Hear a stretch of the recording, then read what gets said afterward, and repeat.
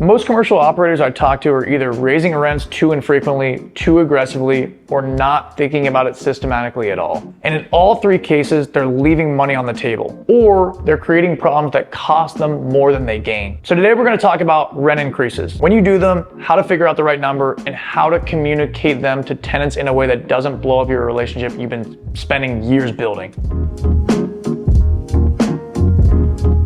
And just to frame this correctly, we're talking about commercial here. Industrial, retail, multifamily, office, etc.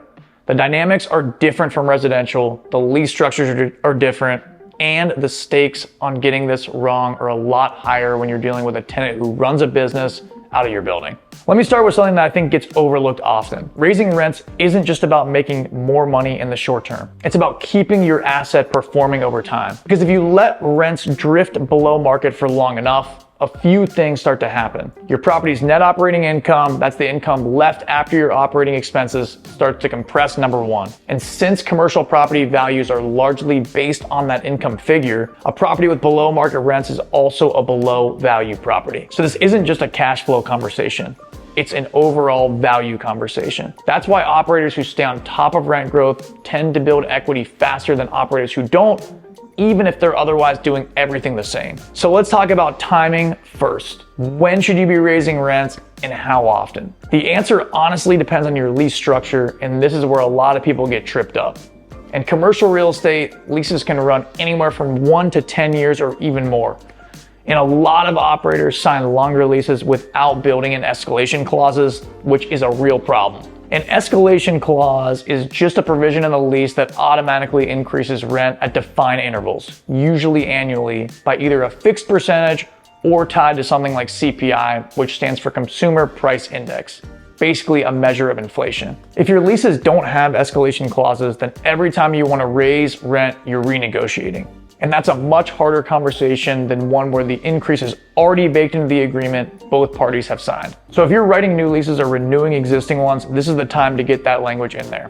3% annually is a common starting point. Some markets and asset types support more, but whatever the number is, having it predetermined removes the awkwardness from the conversation entirely. Now, for leases that are already in place without escalation language, or for situations where the lease is up for renewal, you have to be more deliberate about the timing. Personally, I think annual rent reviews should just be a standard part of how one operates, regardless of whether you end up raising rents every single year or not. The review itself keeps you calibrated to the market.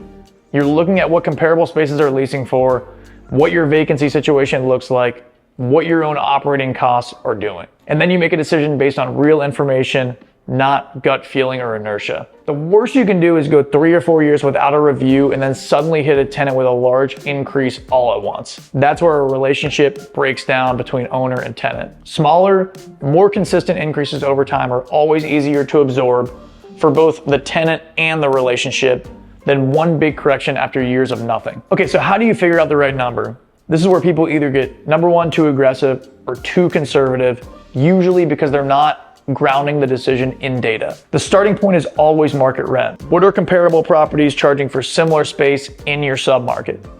Not what you think they should be charging, what they're actually leasing for. You can get this from brokers, from CoStar if you have the access, from talking to other operators, or just from paying attention to what's happening around you. If your rents are meaningfully below market, you have room to move. If you're already at or above market, a large increase is going to meet resistance. The second thing to look at is your own cost structure. Property taxes, insurance, maintenance.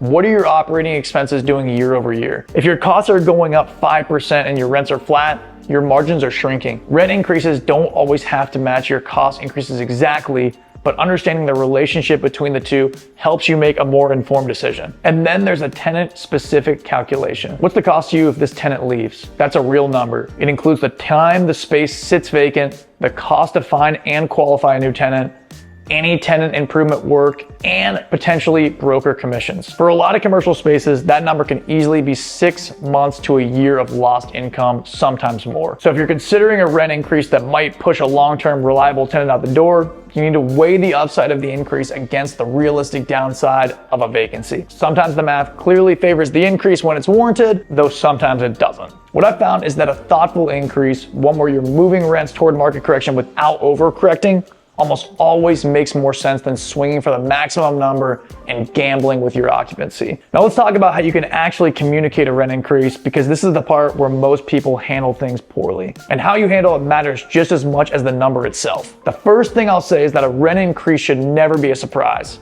If you've built escalation clauses into your leases, which again, you should always do, tenants already know it's coming. But even then, a heads up conversation or letter ahead of the formal notice is a great habit to get in.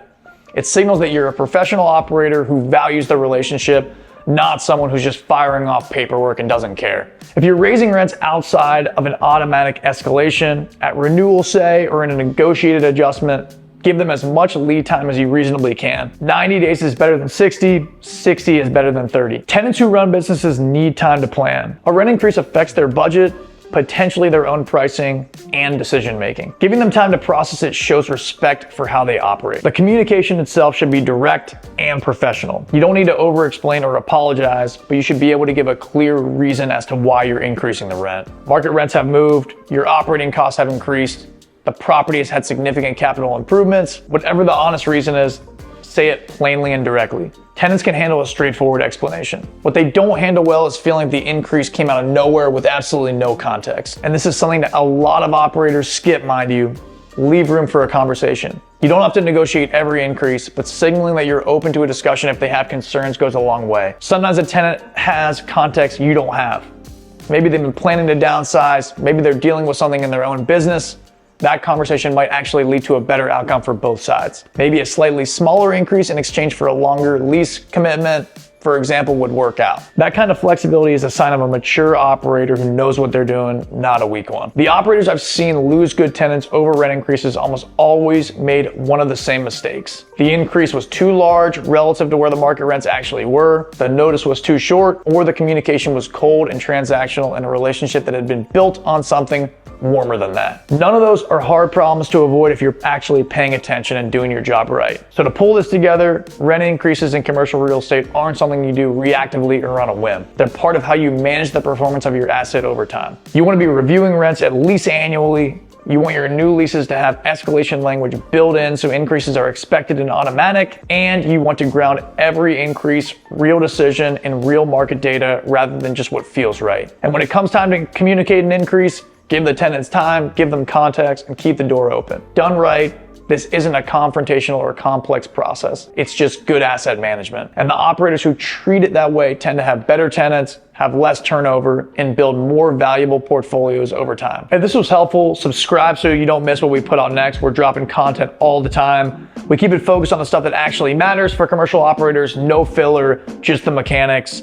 Drop a comment below on this video, share it with someone that could use it, like the video so it helps support the channel, and we'll catch you in the next one.